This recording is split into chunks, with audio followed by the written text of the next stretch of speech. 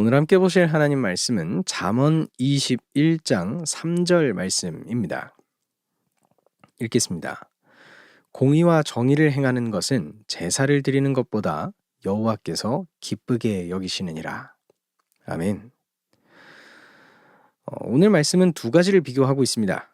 공의와 정의를 행하는 것과 제사를 드리는 것, 요 두 가지를 비교하면서 전자를 하나님이 더 기쁘게 여기신다라고 알려주고 있죠. 근데 제사를 드리는 것을 좀 생각해 볼 필요가 있습니다. 제사 좀 생각해 볼까요? 제사는요, 이스라엘 사람들에게 굉장히 중요한 것이었습니다. 왜죠?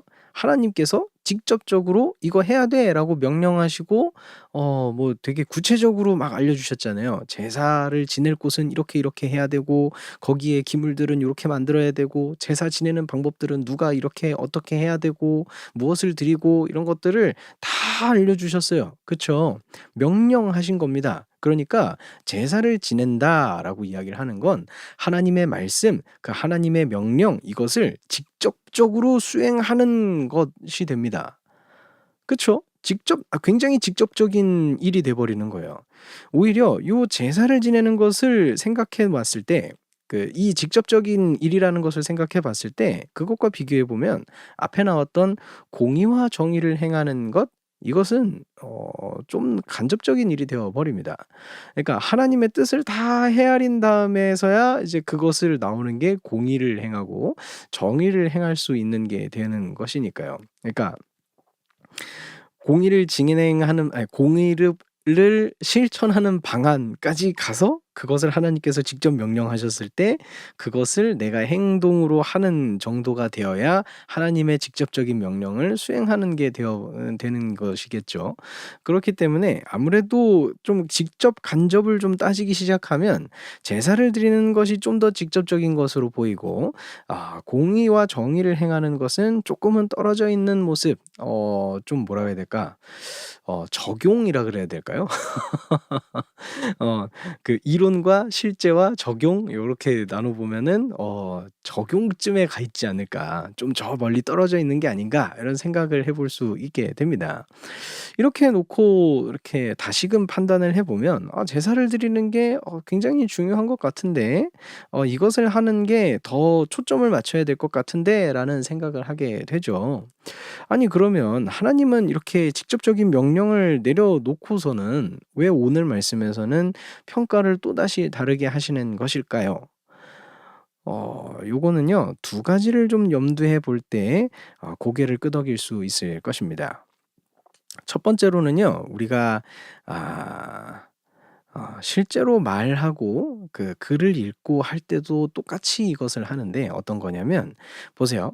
말을 있는 그대로 받아들이는 것이 더 맞나요? 아니면은 그 말을 통해서 원래 하고자 했던 그 이면에 있는 것을 살피는 것이 더 중요할까요? 우리 사회생활을 하신 분들, 그리고 뭐 문학을 좀 읽어 보신 분들, 문장을 파악하는 능력을 쪼끔이라도 공부를 해 보신 분들이라면 이게 어떤 게 더 중요한지 아실 겁니다. 그 단어 있는 그대로를 보는 것보다도 그 이면에 그것을 통해서 무엇을 이야기하는지를 살피는 게 훨씬 중요합니다. 오늘 말씀에 같이 좀 적용을 해 보자면, 제사를 지내라고 명령하시는 그 하나님의 이 말이 있었어요.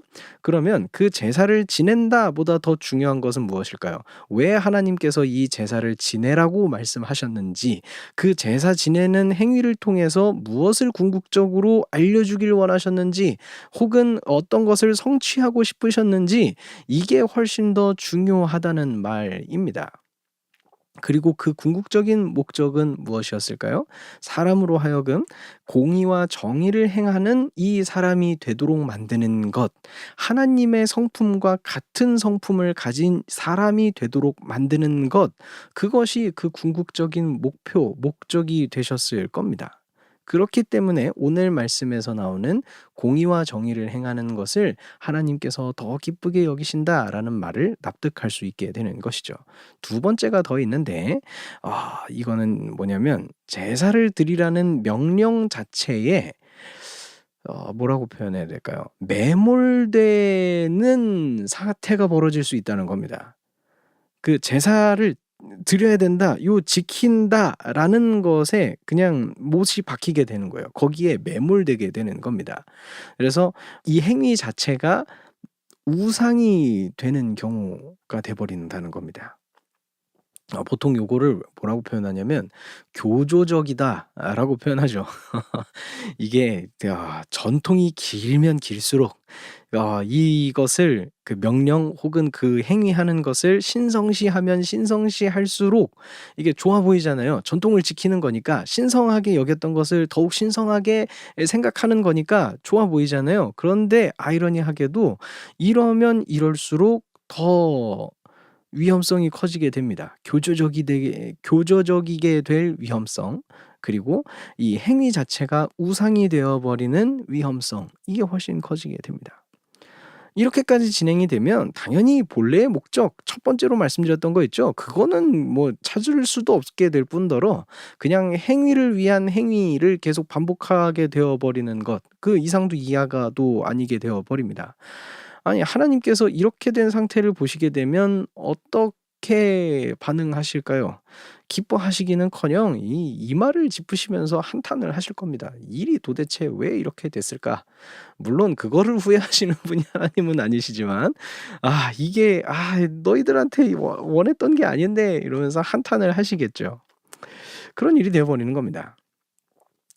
하나님의 말씀을 따르지만 그 명령 자체에 사로잡히지 않기를, 하나님께서 그 말씀을 주신 이유를 고민하고 그 하나님의 뜻을 헤아리고 또 그것을 따라서 살아갈 수 있기를, 그래서 공의와 정의를 따르고 행하는 제 스스로가 될 수 있기를 소망합니다.